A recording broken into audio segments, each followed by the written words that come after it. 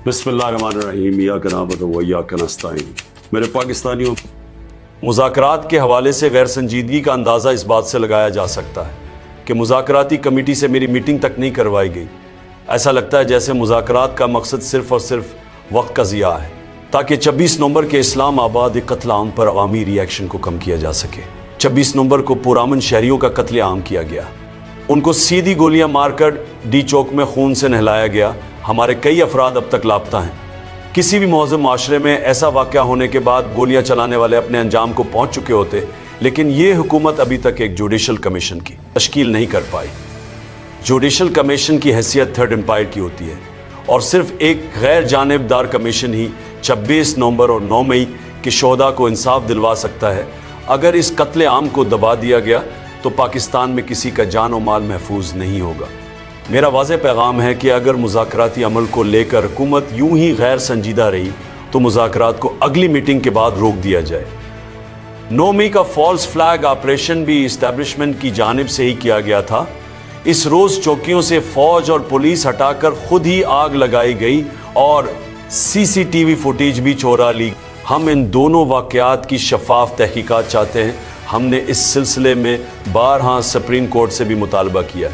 3 साल से इस मुल्क में आईन, कानून और इंसानी हुकूक की पामाली जारी है। लोगों के घरों का तकद्दुस पामाल करके उनको अगवा किया जा रहा है, तशद्दुद और जबर किया जा रहा है, उनके घर और कारोबार तबाह किए गए। हमारे हर टिकट होल्डर के लिए उनके हलकों में ज़िंदगी तंग कर दी गई। मेरा अपना घर 2 मरतबा तोड़ा गया। हमने इस सिलसिले में लाहौर हाई कोर्ट से रुजू किया।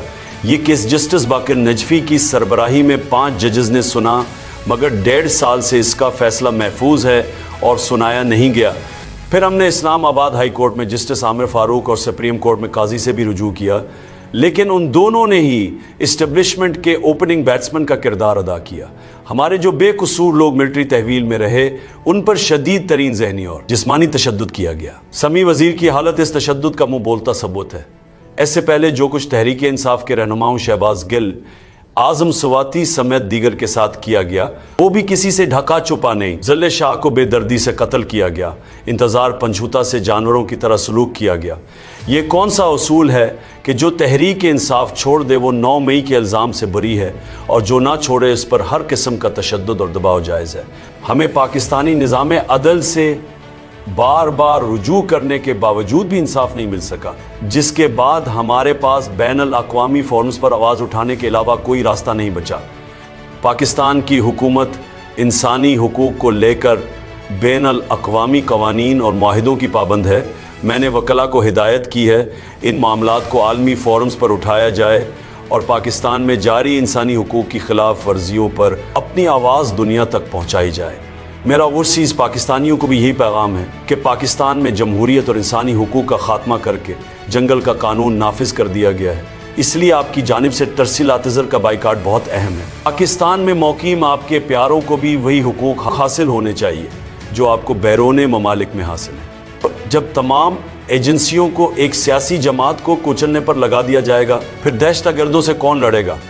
यही रिमार्क सुप्रीम कोर्ट के जजेस जस्टिस अतहरमन अल्लाह और जस्टिस मंदोखेल ने भी दिए। इदारों को सियासी इंजीनियरिंग पर लगा दिया गया है। झूठ बोलकर हमारी हुकूमत पर तालिबान की आबादकारी का इल्ज़ाम लगाया गया। हमारी हुकूमत के दौरान बल्कि हुकूमत खात्मे के 1 साल बाद तक भी दहशतगर्दी ने सर नहीं उठाया था। ये सब कुछ उन्हीं का कसूर है जो बलूचिस्तान के हालात के ज़िम्मेदार हैं। इन सब तजुर्बात की बदौलत पाकिस्तान में मईशत का हाल बदतरीन है। वर्ल्ड बैंक की हालिया रिपोर्ट के मुताबिक मजीद 1 करोड़ 30 लाख अफराद गुर्बत की लकीर से नीचे जा चुके हैं। अदलिया, नेब, FIA, पुलिस समेत हर इदारा तहरीक इंसाफ के पीछे लगा दिया गया है, जिसकी वजह से मुल्क का सियासी और माशी निज़ाम दरहम बरहम है और अदम इस्तेहकाम अरूज पर है। जब तक सियासी अदम इस्तेहकाम रहेगा, ग्रोथ रेट सैफर होगा। ये सब 10 साला आमेरियत के मंसूबे को मजबूत करने के लिए किया गया है। जो भी इस लाकानूनियत का साथ देता है उसकी अरबों की चोरी माफ़ कर दी जाती है।